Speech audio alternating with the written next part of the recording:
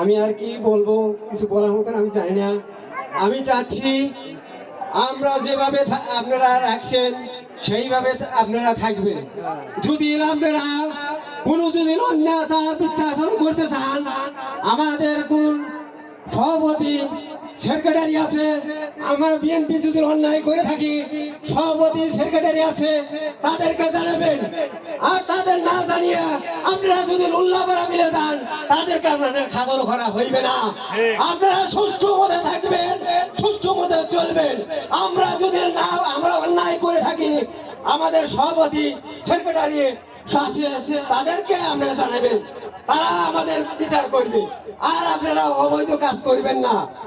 আমি ভাইরা বলছি, আমরা যেভাবে থাকবো আপনারা সেইভাবে থাকবেন।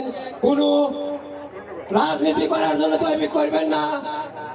ওয়াহিদুল কাদের বলেছিল খেলা হইবে, আর কোন খেলা ওয়াহিদুল কাদের বলে দিয়া খেলছে, আপনারা এই খেলা খেলবেন না। এখন ওয়াহিদুল কাদের খেলে দিছে। আসসালামু আলাইকুম। ওয়ালাইকুম আসসালাম।